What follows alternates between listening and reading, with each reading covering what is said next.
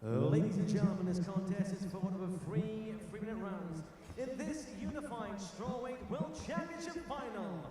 And in the blue corner, representing the Ukraine, Roman Syrkin. And his opponent fights at the red corner, representing Kazakhstan, Bagdat, Zhubanysh. Your referee in charge of the action from Ireland, Mr. Darach Utviv.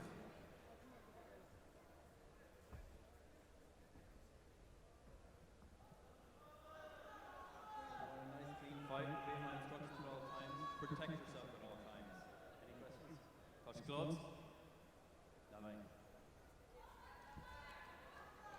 So our first senior male division, the strawweight, Roman Syrkin, Ukraine in the blue, Bagdat Zhubanysh, Kazakhstan in the red. And we've already seen in the rounds the speed at this weight, Dean. Yeah, it's really exciting. They haven't got a lot of body to move, but they still maintain the power at this weight. And Zhubanysh is one of those guys you can see there from the squat. He changes his levels, loads up from the ground, and really transfers the power through that body. Yes, inside leg kick from Syrkin, much more upright of the two. Probing with that jab. Oh, spinning back fist. And this is what we said about the spinning technique of Zhubanysh. Now, it did land. Syrkin took that well, Dean, but that was flush. Yeah, Syrkin's got to be careful about leaving his head. Really, I mean, as you alluded to, he's quite elevated. He's quite straight. His legs are almost straight. And he's just squat his legs down, pull the hands up to the head. You know, really kind of move around and use the jab, use the length that he's been given. He's got the height advantage and the reach advantage here. And to really utilize that, he's got to keep on moving on the outside and stick behind his jab. The other danger for him is when he throws his technique, that tight right hand that goes tight to his chin drops immediately. When he probes with the jab, the right comes down with it, or when he throws the kicks. And as I said, Zhubanysh dangerous with that spinning back fist. We see the spinning kick technique in his semi-final. You know, forget the ground and pound. He can take you out upright. Just a bit low, straying to the midsection there. Syrkin needs to move that head as well, as we said, very, very stiff, very upright. And he's got to be careful about leaving that neck up there and then leaving the hands down. I mean, Zhubanysh is a really good sort of looping puncher with the left hooks and the overhand rights.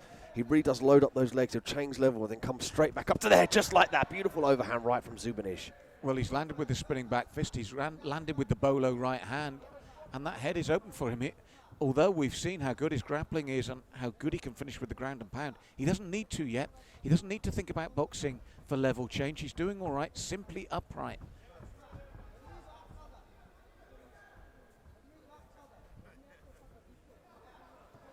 Syrkin kind of coming in like in a forward motion. He's not making too many angles after he strikes, and he almost punches at the same time as he moves, and that's dangerous because you can walk onto shots as you come in. Well, the uppercut attempt that he's alluded to twice, he hasn't thrown it with purpose, and he hasn't thrown it with any conviction, and it leaves him wide open with his chin floating in the air there. And if you look at the style of Zhubanysh, he's got a nice boxing style anyway. Compact, short, nice movement, in and out, loose, on his toes. And this is the thing, I mean, Syrkin's almost certainly got the reach advantage. He needs to utilize that in the leg kicks, and that will take the spring out of the step. If he can land that rear kick to the lead leg of Zhubanysh and start to damage that kind of muscle area, you know, if you damage the muscle, he's going to take the power out of the leg, you know, and that's going to translate to the shots and to take. Look at that double leg, beautiful, swivels the legs away from the body, straight into side control. And that's the power right at the buzzer of Zhubanysh. But for me, I genuinely wondered what Roman Syrkin's game plan was, Dean. Yeah, but again, it could be a feel-out process in the early on in the round, and he's very aware of Zhubanysh's power and his level-changing ability, so he's sticking on the outside, but he's got to stick something in the face of Zhubanysh, work the jabs, work the left hooks, then finish with the leg kick, and then move away from danger. Because in that opening round, there was only one fighter in it for me. That was the red corner, dangerous upright. And then when we saw with that level change, the huge slam. Yeah, he's got the overhand rights, he's got the double legs, the beautiful wrestling that he brings to the MMA game. He really is kind of a complete MMA fighter. He keeps the hands up nice and high, moves the head, uses the level changes, you know, and Syrkin's got to really dig deep now. He's got to start to think about picking apart the tighter fighter, work the jabs, work the leg kicks, use fakes and feints to set up those.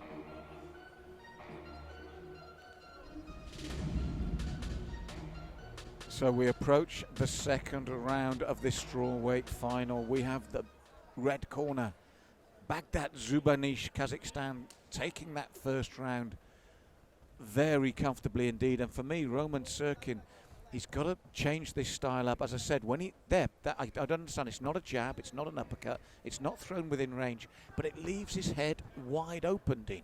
He's got to be so careful. Yeah, Zhubanysh is going to start to time those. He's going to consolidate that information and then come back with something like an overhand right. You know, he can fake the level change to bring the hands down even further. So Syrkin's really got to switch up there. He's got to keep that jab out in the face of Zhubanysh, nice and straight, and bring it straight back to the chin, almost like they're on magnets. When one arm leaves, the other one's protecting the chin. Well, when Zhubanysh comes forward, he tucks his chin down and he throws the bowler right because he knows where the head's going to be. Now, for the first time, Syrkin started to move off the centre line, but he's still got to be careful because Zhubanysh knows where he is. He's that static at the moment. And Zhubanysh, little Superman punch growing in confidence, just moves away from the kick. And I'd like to see Syrkin change it up in style here because this final, which he's worked so hard to get to, is just moving away from him at the moment. He's got to pull the trigger. He's got to switch up now. More volume. Punches in bunches. He's got to get after this fight now. He just starts thinking about sticking the jab in the face, work the uppercuts to deter Zhubanysh from changing levels. We said across the rounds, when you start on Monday, you can look at maybe keeping yourself, playing the game, looking to keep safe, not in the final. When you've got there, that we keep saying there is no tomorrow. You've done that hard work. Maybe damage limitation, playing it safe, grinding out a win. But now it's either silver or gold. It's one or the other. That's better from Syrkin. I mean, that was strong to the leg, but what's he going to follow up with? You can't win this bout just doing this.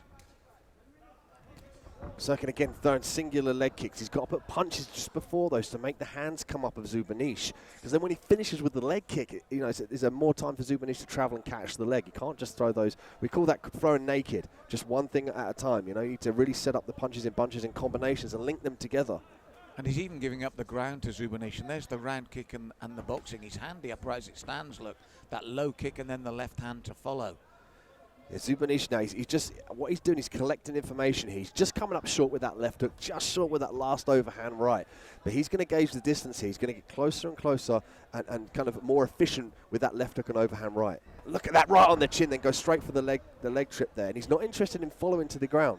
He wants to make this a battle on the feet, but to threaten the takedown game, to threaten the ground game, which is, really, Syrkin's just playing a game of catch-up here. He just doesn't know what's coming next. No, and again, both times that he went either for that huge takedown in the first or that takedown there was inside the last 30 seconds. So what he's also saying to the judges is, don't forget, it's me. I've done this. And again, look, here's that last 10 seconds. That is a man telling the judges there's only one way you're going to put the name on the scorecard here with 2 rounds down. That was his response to that 10-second clap. Again, fighter IQ. The complete MMA fighter understands the tactics of the game with regards to his abilities. Zhubanysh understands, here's that clacker go, you know what, I'm going to hit a double leg just to make sure the judges remember me taking him down. Yes, all-round athlete. I was impressed with his semi-final. Loved watching him, so compact, so mobile, and that inner clock as well at key times, 30 seconds, 10 seconds. He hits the marks at the right times.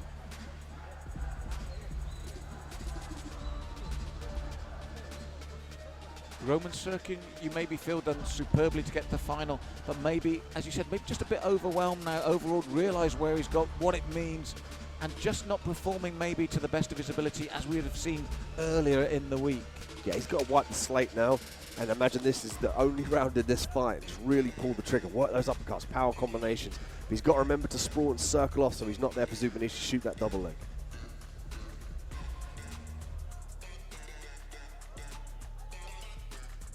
It's the third and final round of this strawweight division World Championship final. And Bagdat Zhubanysh in total control for Kazakhstan. Famous for their wrestling, and he just hasn't needed. He's been so good upright at the moment and so in control. And that's the thing with having such a skill set in wrestling. You can always call upon it. There's great champions out there, two weight champions like DC, Daniel Cormier in the UFC, and he can call on his wrestling anytime he wants, and that in turn opens up his striking game. Oh, strong strike again, and although Syrkin went to take the kick, he had to eat the right hand as well afterwards. He's put in a couple of strong kicks of his own, but there are not enough, as you said, when you called throwing it naked. It's just not enough combination work, not enough forethought from this young man.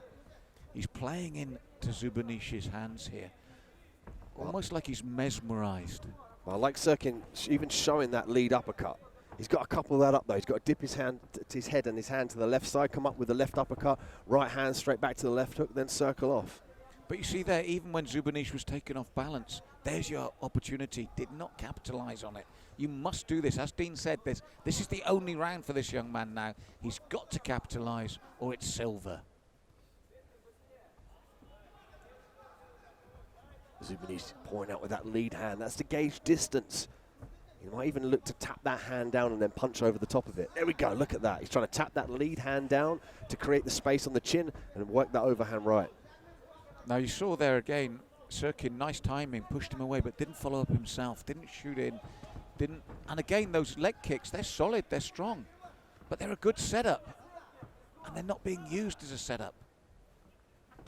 But you notice Zhubanysh is very evasive. Even when he's jabbing, he's slipping the head to the right side. Whenever he overhand rights, he rolls his head back in. He's not just stood in front of his opponent, and that's what Syrkin's doing wrong here. His chin's up in the air. He stood in front of his opponent, throwing singular shots. You know, he's just not really bringing much to the game to force Zhubanysh out of his comfort zone.